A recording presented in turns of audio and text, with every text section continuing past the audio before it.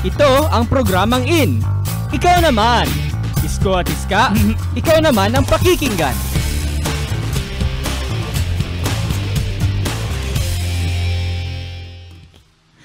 In talaga dahil dito, ikaw naman ang in. At ikaw naman ang pakikinggan dito sa Ikaw Naman. Ikaw naman. Ikaw naman. Ikaw naman. Ikaw naman. Ikaw naman. Ikaw naman. Ikaw naman. Ikaw naman.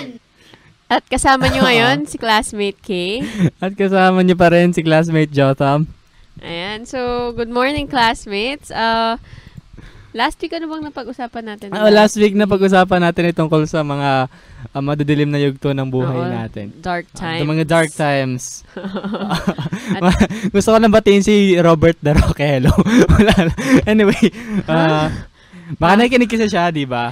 Kasi okay. lalo na yung last time tungkol sa dark times yung ating Okay, pag-usapan. okay. Anyway, ngayon naman, tungkol pa rin sa sa times. Oo, sa Pag-uusapan oras natin. naman ngayon. Sa oras pa Hindi rin. siya specifically anumang kind of oras, kundi more on ang tamang oras, the right time, 'di ba? Oo. Mas ganun yung ngayon. So, marami tayong saying na like time flies, time is gold. Ano ba ba?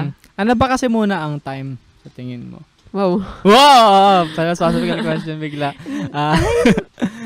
Oras, ganun. Ay, tinagalig mo lang Hindi, ngayon. I mean, yun talaga siya parang amount of time. Or, yun. Well, okay, sige. ikaw ba? Paano mo siya i-define? Mahirap nga siya i-define pero isa siyang resource na mahirap pag nasayang mo na siya kasi hindi siya yung tulad ng pera na nakikita mo uli. So yung time kasi pag nawala na siya, wala na talaga siya eh. So, totoo yan. Sabi nga nila, time flies and time is gold. Diba? Well, para sa akin kasi may nagsabi sa akin dati, di ba time is gold daw. Tapos gold is flexible. So does that mean that time is flexible? Yeah. Wow, mema lang siya. Hindi, pero pwede, legit naman siya. Pero yun nga, parang nasabi naman natin kanina yung time ay hindi siya something na flexible, kundi linear lang talaga siya na parang once na lumipas siya, wala na, lumipas na siya. Parang wala ka ng chance na balikan or anything yung time, di ba? And time flies. Yan. Pag nawala na siya, nawala na talaga siya. So, totoo yan. Kaya nga dahil pag nawala na siya, yun yung mahalaga, dapat nating pahalagahan. Pero minsan oras. meron talagang hindi maiwasan na panahon na hindi mo siya parang natin i-describe to. Na parang maghihintay ka lang. Yung wala talaga nangyayari pero naghihintay ka lang. Ang sakit. Wow. Ay, wow. Pero sa tingin mo ba doon sa mga idle times na naghihintay lang tayo, is time wasted when that happens? Siguro for that person, depende kung ano yung hinihintay kung feeling nung tao na naghihintay worth it naman halimbawa, naghihintay ng turn sa CR. Sorry, random. Pero sa tingin ko hindi naman kasi may hinihintay ka naman na parang may kailangan ka naman gawin. Ang masasayang lang yung oras kapag wala talaga, as in walang nangyari, walang anything, walang patutunguhan yung lahat. Wow. Okay, ganun. okay. Kasi, well, more than turn sa CR, minsan kasi naghihintay din tayo ng mga pagkakataon siguro, ng mga tao, mga pagkakataon na tulad ng ano ba? Ikaw ba? Ano bang yung mga hinihintay natin? Mga tao, ganyan. Wow. Or events na hinihintay nating mangyari sa buhay natin, ganyan. Pero yun, ikaw ba, classmate Jotham, pag naghihintay ka ba, patient ka ba? Or mainit ang ulo, ganyan. Well, usually kasi ako, pag meron ng set na schedule, na iinip talaga ako kapag pinaghihintay ako ng tao. Pero, kung halimbawang, well, depende hindi ko rin talaga masabi. Kasi kung worth it yung hinihintay mo, parang, magiging patient ka? Tama ba?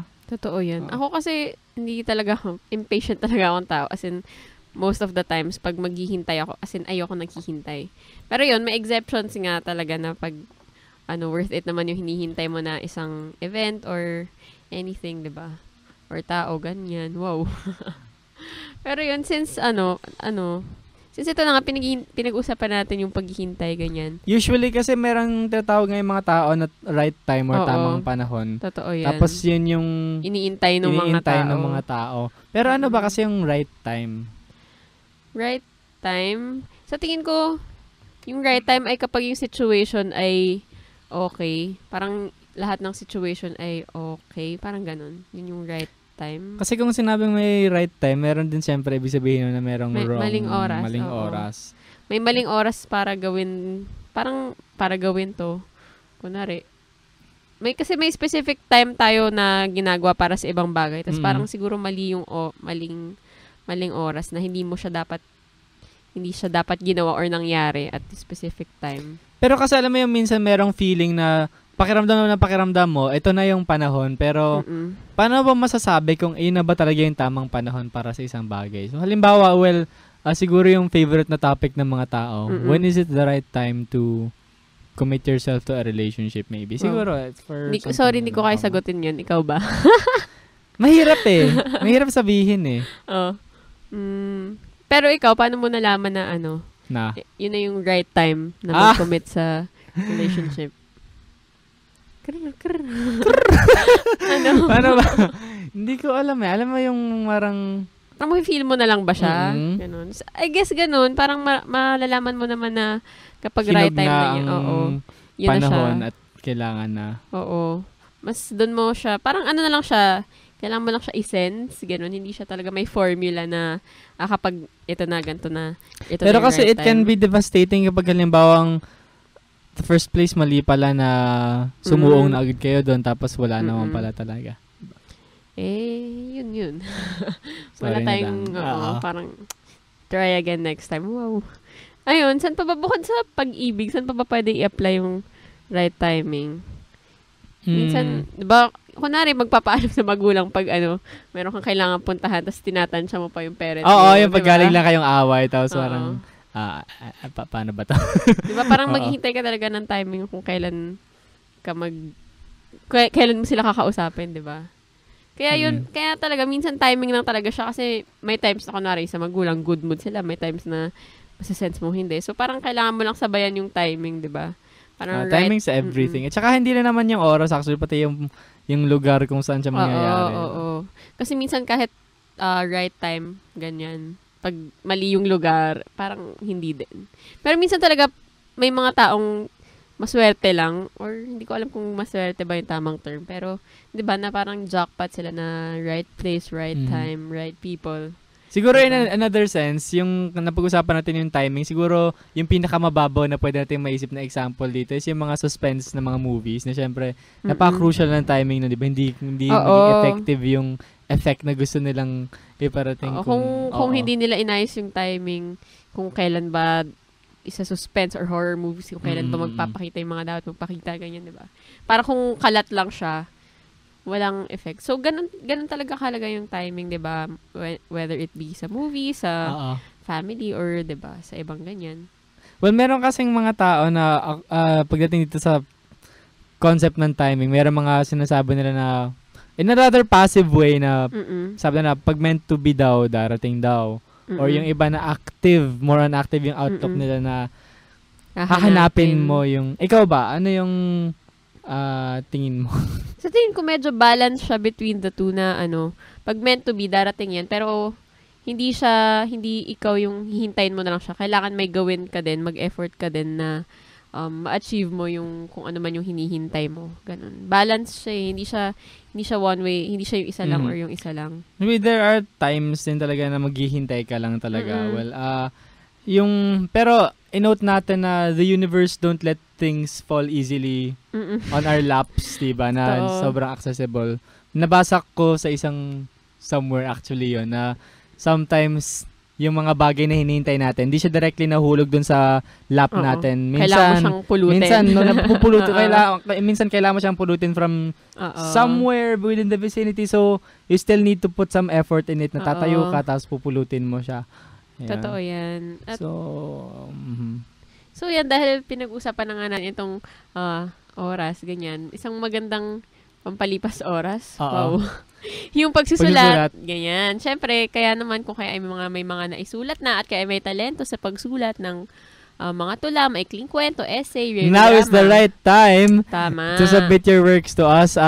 Kung meron kayong mga nagawa nga mga malikaing mga stuff, maaari nyo ipadala sa amin sa aming Yahoo account, sa ikaw naman sa dzup@yahoo.com, nang kayo naman bumida sa aming programa sa mga susunod na episodes. At mga classmate, wag din kalimutang sagutan ng ating In the Spotlight question of the week na bakit kailangan maghintay? Ayan, sa ating pagbabalik ay isang tula ang ating i-feature. Ang DZUP 1602 ay kasapi ng KBP, Kapisanan ng mga Broadcaster ng Pilipinas. Sa DZUP 1602, kasali ka! Ito ang programang In. Ikaw naman! Isko at Iska, ikaw naman ang pakikinggan.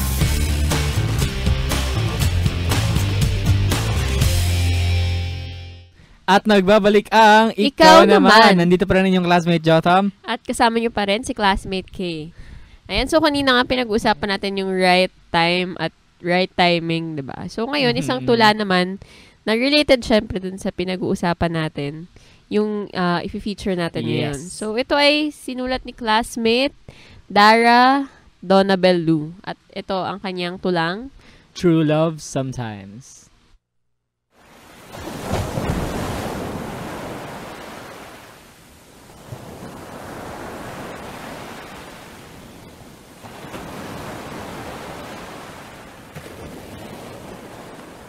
Sometimes the sea never reaches the shore. But do I have to love you a little more? Sometimes love is truly blind. That's why it is so hard to find. Sometimes I miss my chance at love. But still, I pray to the heavens above that one day He will come. The love so strong. Sometimes love may have its twists and turns, but in every problem, there's a lesson you learn. Sometimes you wonder if it's meant to be. Remember that love can't be forced. It flows freely. But if it comes to the point that he wants to let go, give him the freedom. True love you show. 'Cause as they say, if you know how to wait, true love will come at the right time. Not too early, not too late.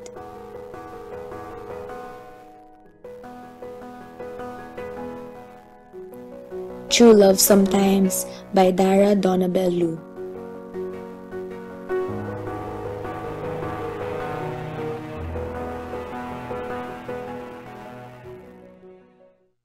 At yan na nga yung tula ni classmate Dara Donabel Lu na True Love Sometimes.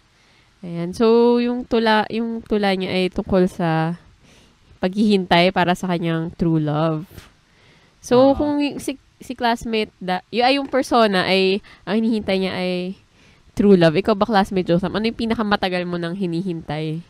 Pre-rog sa PI 100. Pero kasi, actually, kung babalikan natin tong tula, actually, na-encounter na niya yung love niya eh. Pero parang hindi niya yun consider as yung true love niya. Or what if yun na talaga, kaya lang, hindi lang yun yung tamang panahon para nun. Yan. Ayan tayo eh. Hirap nun. Pero yun nga, ikaw, kung siya, pag-ibig yung pinakamatagal na hinihintay, ikaw, ano yung... Siguro, para sa akin, yun ang pinakamatagal na hinintay ko. Alam mo kasi, una sa lahat yung tagal relative siya eh. Hindi siya yung, minsan yung 5 minutes matagal, saglit lang yun, minsan yung 5 minutes matagal na rin. Depende kung ano yung hinihintay mo. Pero siguro kasi, para sa akin, yung pinakamatagal na hinintay ko, yung kapag halimbawa na nagkaroon ng samaan ng loob sa mga taong mahalaga sa'yo, sa akin. Tapos, yung parang, ang tagal lang nung pakiramdam ng pagitan nung habang hindi pa kayo bate. Kahit ba 5 minuto lang yun o 30 segundo, parang ang tagal niyang hintayin eh. Totoo yan. Siguro, para sa akin yun yung pinakamatagal na hinintay ko. Okay. Ikaw ba? Ako? yung ano, Teka lang, pag-graduate. nabigatan ako sa sinabi ko. Ako yung ano, pag-graduate, wow. Ay, wag mo sabihin sa akin. Feeling ko, medyo 2010 magkabatch ka lang, di ba? Ay, magkabatch sorry, yes. sinabi ko. Hello pa, mga 2010 po kami. Na hindi pa ako mag-graduate, oh no. Pero okay, hindi, pero seriously. Pero medyo seryoso naman yun. Hinihintay ko na graduate ako. Pero, Kapit lang, malapit na rin yan. ano ba pinakamatagal na hinihintay ko? Wow. Siguro para sa isang tao din, parang may hinihintay na isang tao, ganun. Tapos, yun. Pero kasi isipin mo to no? Ba't pa tayo naghihintay? Kasi kung wala naman tayong pakialam doon sa isang bagay, maghihintay ba tayo?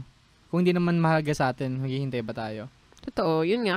Kaya naman siguro kailangan mo talagang maghintay kasi Mahalaga sa yung Oo. hinihintay mo. at sa tingin mo worth it yung makukuha or ma-achieve mo pag dating mo doon sa point na makuha mo na siya. Diba? Halimbawa kasi sa pinakasimpleng bagay, halimbawa yung pre-rog sa isang GE na subject, pag dito sa UP halimbawa, yung kung sa tingin mo, kinakalculate mo na yung chances mo, di ba, na makukuha ko ba to kung pipila ko, worth it ba yung paghihintay ko? Tapos Totoo yan. pag alam mong hindi, di ba, hindi ka naman na maghihintay. Totoo. Pero pag halimbawang sigurado ka, may slot ako dun sa PI 100, talagang pipila ka. Pero siguro i-apply natin sa mga mas malalalim na bagay. Mas malalim kaysa dun sa mga subjects, sa mga courses. Ngayon. Ano ba? Tulad Ako- nga ng pag-ibig. Doon na naman yung ano. Oo. Yung pala para sa mga hindi nakakalam ng PI 100 kasi ano siya, yun yung Life of Rizal na course dito sa UP Diliman. Na in-offer lang siya para sa mga graduating students. Oo, so like tapos sobrang kailangan mo siyang pilahan para makuha mo yung subject niyon. Ayun lang. Oo. Pero syempre may mga inihintay pa tayo mga Oo. mas mabibigat na bagay kaysa doon. Oo. Yun nga, pag naghihintay ka para sa isang tao, hindi yung hintay na hinihintay mo siyang dumating kasi makikita ka at hindi siya dumating. Parang gets? Hindi ko alam kung nagigets ba ng mga tao. Maghihintay ka para sa isang tao na hindi mo sure. Yun nga, minsan hindi mo sure kung may hinihintay ka ba talaga or wala. It's all about the Parang hope no? Kasi kung hindi ka umaasa, hindi ka naman maghihintay. wow. Wow. Pero, oo, totoo. Pero yun nga, di ba, minsan yung patience ng mga tao, di ba, may mga tao kasi na matyaga talaga maghintay. Pero minsan, kahit na sobra yung patience mo, hindi siya nabibigyan ng attention yung paghintay na yun. Parang taken for granted, kumbaga. Oo, diba? minsan yung patience ng isang tao, binabaliwala rin eh. Na, porque ba't, hindi, sige, kaya naman niya maghintay lang na maghintay. Sige, totoo. paghintayin na lang din natin. So, Totoo yan. ano pakiramdam mo kapag halimbawa ikaw yung naghihintay tapos ganun na yung trato sa'yo ng tao? Nakakairita. Wow. Hindi kasi hindi talaga ako patient na tao. So, pag may ganun, parang, lalo na kunwari, simpleng meeting lang yan na magsiset ng 8:30, tapos parang 8:30 nandun ka na. Tapos yung mga tao wala Totoo. pa. Parang, Darating sila mga alas 9 na o alas 10 na. parang kung yung 9 nga, sige, pwede pang mapatawad. Pero yung iba talaga, mas malala pa na 11:30. Parang, totoo ba? Ayoko nang, kung sa ganun nga lang na paghihintay, parang, ang hirap. Diba? Babasa lang ako ng isang excerpt mula sa isang short story ni Genoveva Edrosa Matute. And ang title niya is Paghihintay. Ang sabi niya dito, ang aking buhay ay isang mahabang paghihintay. Well, isn't it? Diba? Parang totoo nga. Ewan ko, oo nga. Oo nga, kasi isipin mo mula sa CR hanggang pag-ibig, naghihintay ka eh. Tsaka, parang buong buhay mo, parang meron kang hinihintay na mangyari. Parang kahit na may ginagawa ka para ma-achieve yun. At some point, hinihintay mo pa rin siya. Diba? Pero yun talaga yung question na ba't ka naghihintay. Oo, totoo yun. At bakit kailangan? Mm-mm. Well, parang may, kunwari sa mga simpleng pila-pila, diba? Parang, kasi, diba, pag sinasabi pag pumipila, ibig sabihin parang hindi maayos yung, diba, kunwari, sa pre-rog, sa mga subjects, kaya mo kailangan pumila kasi may kulang ng subjects, kaya kailangan yung pumila, ganyan. Pero kung puro, parang kung kumpleto naman yung slot sa bawat subject na ibibigay, parang wala nang maghihintay, wala nang ganun. Kaya kung pagdating sa tao na hinihintay natin, kung lahat naman ay nare-reciprocate, wow. Diba? Parang hindi mo kailangan maghintay. Oo, Parang tama. Kung diba? nare-reciprocate lang sana, di ba? Kaya natin kailangan maghintay kasi may something na wala. At kailangan natin maghintay para... Actually, I like what you're saying. Wow. Oo. Diba? Tapos kailangan natin maghintay para dumating Maghihintay siya. tayo kasi merong kulang. Wow! yun pala talaga, puro hugot pala talaga. Oh, hugot Huwebes ngayon, mga classmates. Magandang umaga sa inyo.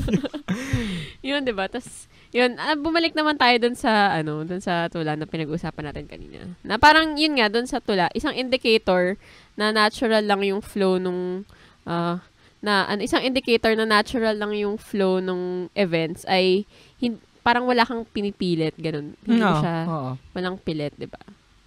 Na parang, sa mga, mangyayari lang siya. sa mga novels, ganyan, or movies, yung mga plot twists, ganyan, parang wait, there's more moments, diba? Actually, yung mga pinakamagandang bagay sa buhay natin actually, sometimes they come serendipitously or unexpectedly. Na dapat kasi hindi kita lang naghihintay, in a sense. Yung alam mo yung naghihintay ka, pero you don't really wait consciously. Yung parang hindi mo siya iniisip talaga. Dadating na lang siya. Totoo yan. Tsaka, yun, parang at the end of the day, kasi kung darating siya, hindi man necessarily na pag-ibig or tao or kung ano man yung hinihintay natin, diba? Kung darating... CR, Kanina pa ako sa CR, eh. No? Diba? Kasi kung darating siya, darating talaga siya. Kung hindi, edi hanap na lang ng ibang CR or something. Hanap na lang ng ibang CR. Diba? So yun, at dahil kanina pa nga natin pinag-uusapan kung bakit tayo naghihintay, edi syempre makisali na at sagutan din ng ating In the Spotlight question na bakit kailangan maghintay? Ayan. So, sa aming pagbabalik ay isa uling tula ang ating mapapakinggan. Ang DZUP 1602 kasapi sa KBP, kapisanan ng mga broadcaster ng Pilipinas. Ang DZUP 1602, Kasali ka. Ito ang programang In. Ikaw naman. Isko at Iska, ikaw naman ang pakikinggan.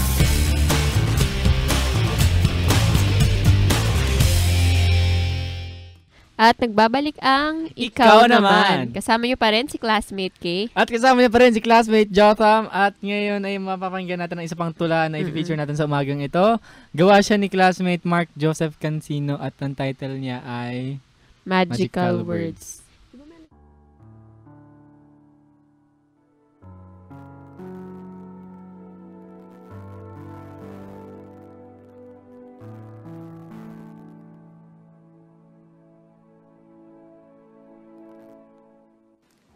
Oh yes, I confess my love for you. For without you, I feel blue. That's why every time we are together, I hope it will be forever. From the time I ask you, and you answer, I do, I will be the luckiest man who owns the heart of a perfect woman.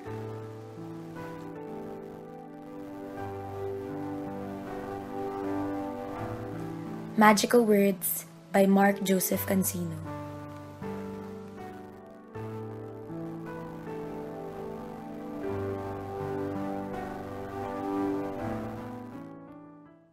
At yan na nga yung tula ni Classmate Mark Joseph Cancino na Magical Words. ikli lang, no?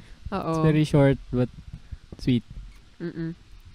Yung title niya na Magical Words. Usually pag Magical Words, ang naisip natin yung Abracadabra, Open Sesame. yung mga spells. Mm-mm.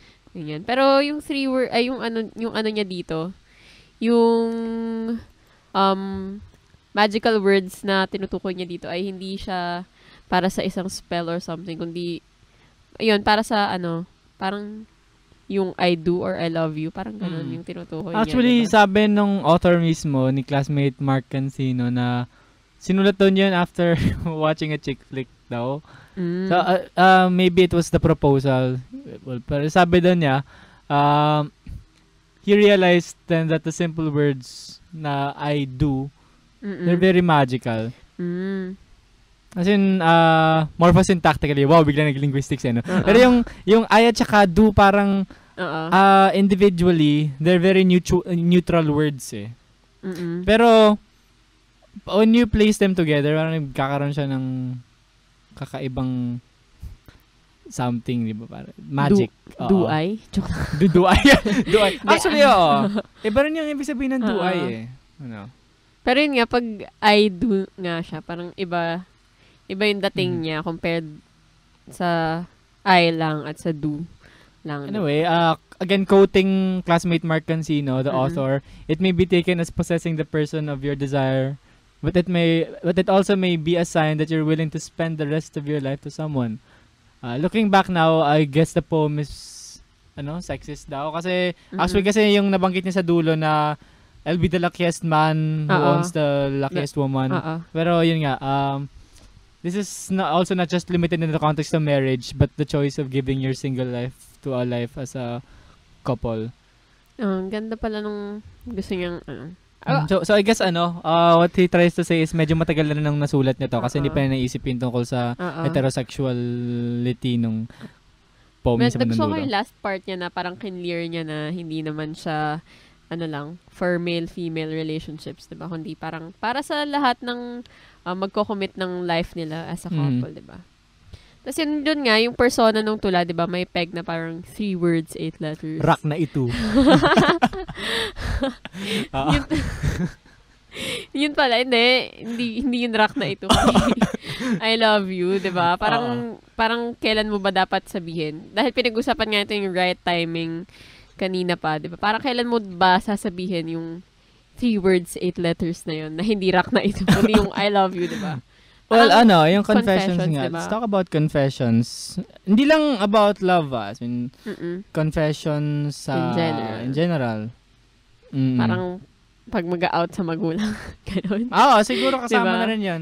Kasi, right timing. alam mo yung minsan talaga yung right timing para magsabi. Kasi, mahirap yung hindi mo alam kung ano nangyayari.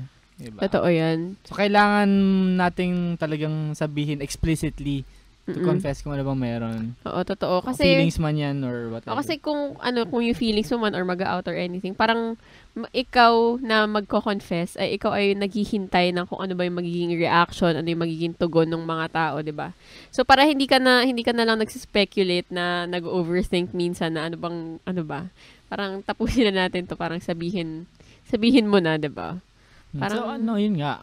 When was the right time to confess? Well, actually, hindi naman porket nag-confess na o nag-confront na is maging happy ever after na or masosolve na agad ng conflict. Well, tingin ko dito, for me, it's maybe just the first step para dun sa pagka-resolve ng conflict na yun. Pero at least, kasi pag nag-confess ka, may relief na siya somehow. Actually, na parang, ito na. Kaysa wala kang ginagawa at all na tinatago mo na siya sa sarili mo na parang nag-iisip ka lang kung okay ba siya or hindi. Parang forever ka lang i-hunt na ano yung magiging resulta. Unlike na pag may ginawa ka na. At least alam mo. Na. Whether hindi man maging maganda yung result, parang at least alam ko na ngayon na hindi pala okay yung resulta. Or at least alam ko na okay pala. Dapat pala ginawa ko talaga siya, diba? Kaya yun. Pero yun nga, ang hirap pa rin na mag-confess. At bakit nga ba? Bakit sa tingin mo, classmate Josan, bakit nga ba mahirap mag-confess? Kasi actually tayo lang naman, we fear things because we're uncertain of the results.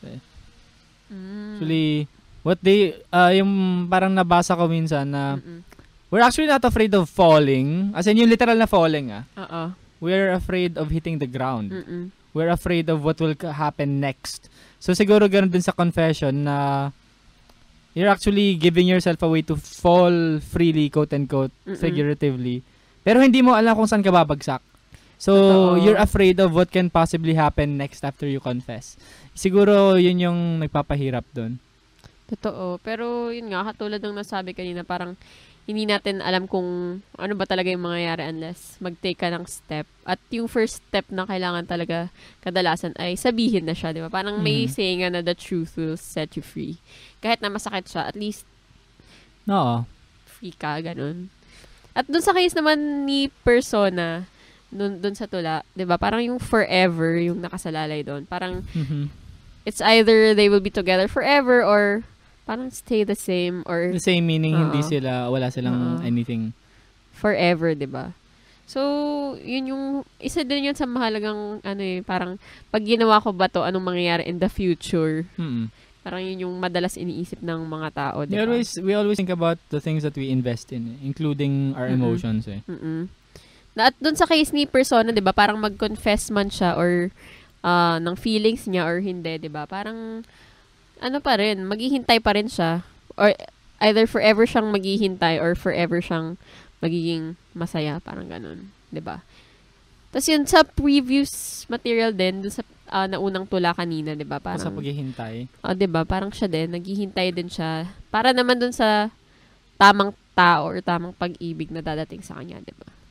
Alam mo, when we say the right time, kasi bilang yung topic natin ngayon, it's not really just literally strictly about time. It's also about the right person, the right place, the right oo. context, the right everything. Mm-mm. Hindi lang Totoo yan. hindi lang yung literal na time. At saka yung pag-iintay dun sa right time na yun, madalas it would make us anxious. Parang sobrang hindi mo alam kung anong gagawin mo, di ba? Parang sobrang lalo na pagdarating ka na dun sa point na kunwari nakapag-decide ka na sige, magko-confess na ako, ganyan. Parang pagdating mo na sa point na parang hindi, mag-back out na lang pala ako, ganun. Di ba parang sobrang ang hirap i-make up ng mind pagdating dun. Pero nakakakaba kasi talaga siya kasi parang ito na nga yung step para malaman ko na kung ano na ba talaga, di ba? May nakasulat dito na question daw para sa atin. How do we know if it's worth the wait? Or dadagdagan ko, how do we know if it's worth the effort at all of confessing or confronting? Or yun, either way, waiting or confronting. How do we know that it's worth it? Ewan ko, kung depende yung kung ano yung hinihintay. Malalaman mong, alam mo kasi in the first, paano ba? Kung tao or, ang naisip ko kasi yung kunwari sa pre-rog, paano mo malalaman na worth it siya? Actually, kasi pag naghihintay ka, you're putting blinders sa sarili mo na nakafocus ka na doon sa isang bagay. Hindi mo na nakikita yung ibang mga possible opportunities na baka mas maganda yung sa ibang bagay, ibang opportunity. Pero, you still choose to focus on that single opportunity at yun yung gusto mong hintayin. Oo, pero actually, kasi again, we choose the things we wait for. Oo, at saka, oo nga. At hindi ka naman kasi talaga maghihintay para sa isang bagay na sa tingin mo hindi siya worth it. So, sa tingin ko, paano mo malalaman na worth the wait siya? Kapag naghintay ka na mismo, parang, pag naghihintay ka na, alam mo na, sa tingin mo kasi, worth it siya. Parang ganun. Diba?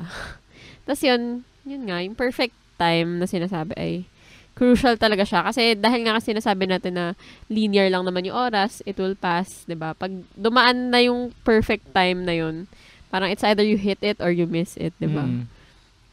Tsaka since love yung tinutukoy nung persona dun sa tula niya, 'di ba? Parang love is not something you go out and look for. Isang quote pala to ni Ash Sweeney. Okay. Love is not something you go out and look for. Love finds you. And when it does, ready or not, it'll be the best thing to ever happen to you. So, parang ang sinasabi niya siguro ay darating yung pag-ibig. Parang ganun. Yung right. Pwede naman hindi siya pag-ibig. Pwede siyang kung ano man hinihintay natin, diba? Subject or yung mga iba ba natin mga personal na pangarap sa buhay. Makamit yung mga gusto natin, dreams. Or opportunities. Again, balikan natin yung perfect time is crucial. It's either you hit it or miss it. May nagsabi sa akin minsan, opportunity lost is lost forever. So, siguro, we should have an eye for opportunities. Kapag dumating siya, dapat di natin siya bibitawan. I-grab mo na, totoo. Oo, kasi hindi mo alam kung magkakaroon pa ba eh. Totoo. Sobrang swerte mo na lang kung magkakaroon ka ng second chance. Pero, kahit may second chance ka na, iba pa rin siya, iba na siya kaysa dun sa naunang opportunity na dumating. Maghihintay ka pa ba uli for an opportunity? Oo. Kasi opportunity yun eh. Opportunity is something worth waiting for. So, I guess. Okay, so hold that thought kasi i-bring up natin yung ating In the Spotlight question of the week. Na baka meron din insights yung mga listeners natin tungkol sa ating mga tanong. Ang ating In the Spotlight question of the week ay, bakit kailangang maghintay? Ayan, sa ating pagbabalik ay maririnig na ninyo ang mga sagot sa ating In the Spotlight. Yes. Ang DZUP 1602 ay kasapi ng KBP, kapisanan ng mga broadcaster ng Pilipinas. Sa DZUP 1602, kasali ka! Ito ang programang In. Ikaw naman. Isko at Iska, ikaw naman ang pakikinggan.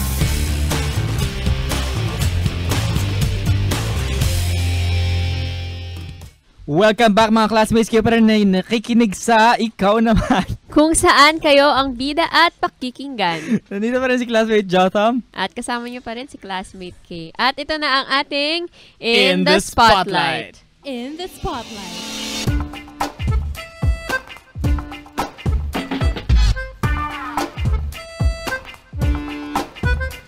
Ang ating In the Spotlight question of the week ay... Bakit kailangan maghintay? In the Spotlight.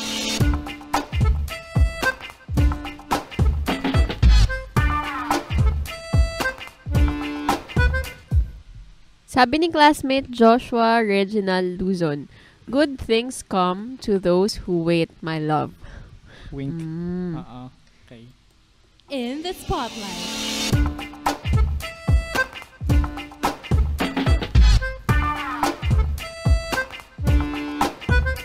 Ay naman kay classmate Carla Cucueco, kasi ayaw natin ng hilaw na prutas. Gusto natin hinog. Matamis na pagkainin, pwede rin namang hilaw, pero kailangan mo tiisin yung asim. Kailangan mo pa ng bagoong o asin. Yung hinog, ox na mag-isa. Solve ka na agad. Actually, may sense siya eh. Kahit medyo... Actually, it's always a better Para way to siyang understand. metaphor Oo. para dun sa paghihintay. Pero totoo.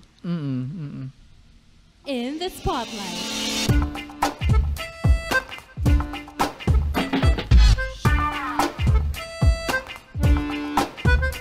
Sabi naman ni classmate Christian Vincent Andrada, dahil may mga bagay pang hindi handa, maaring hindi ka pa handa, maaring yung hinihintay mo ay hindi pa handa. Smiley face. In the Spotlight.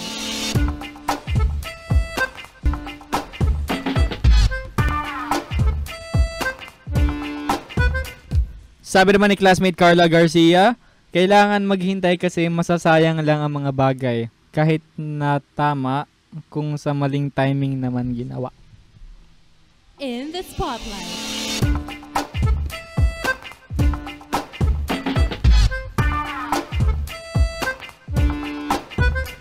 Sabi naman ni classmate Paul Omer Zelda Bicol, dahil hindi lahat ng bagay ay naaayon sa gusto mo. In the Spotlight.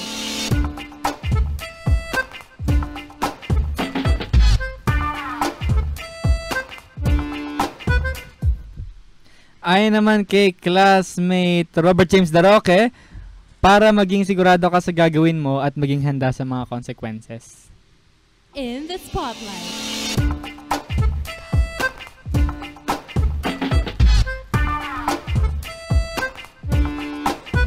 Sabi naman ni classmate Bea Patricia De Vesa, may mga ibang bagay sa ating buhay na kailangan pa mag-catch up sa mga bagay na para talaga sa atin.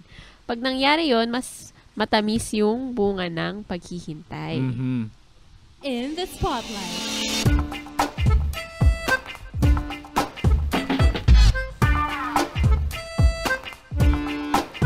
Sabi naman ni classmate Thompson Go, kasi patience is a virtue.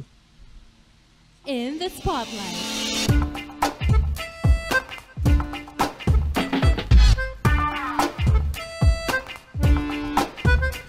Sabi naman ni classmate Mel Eden, baka kasi may pila o wala ng slots. Prirog na lang sa ibang araw. In the Spotlight.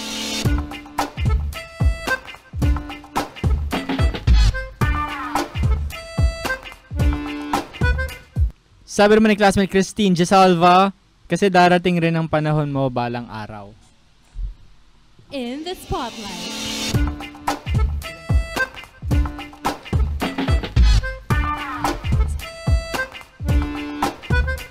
Sabi naman ni classmate Mia Capio, dahil mas magandang gawin ang isang bagay pag alam mong handa ka na. Sabihin na natin na we learn from mistakes, pero masakit pa rin. Mabuti nang sigurado. Haha. At yan ang ating In the Spotlight. In the Spotlight.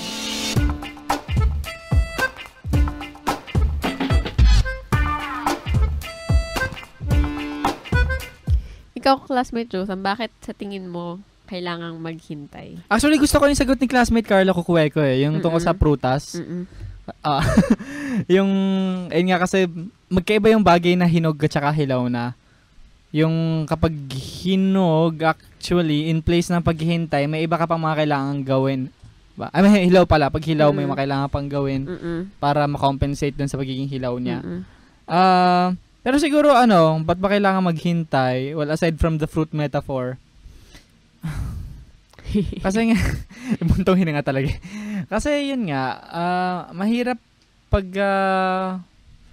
mas mahirap yung consequences kapag nangyari yung mga bagay na wala sa timing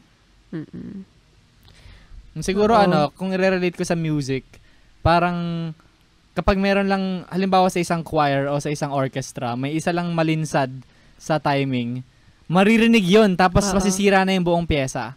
So, yung timing talaga dapat. Totoo. Ako, bakit nga ba kailangan maghintay? Yun, yung sinabi ko kanina, kasi merong something lacking sa buhay mo. So, kailangan mong maghintay para dumating or mapunan or ma-achieve kung ano man yung lacking na yun. Tapos sa tingin mo, yung nawawalang yun ay worth it siya, kaya mo siya hinihintay. Oo. At yun, so, napag-usapan natin yung right timing. Siyempre, next week, makinig pa rin kayo dahil ito ang right time para ilabas ang ating mga hugot at mga feels, di ba?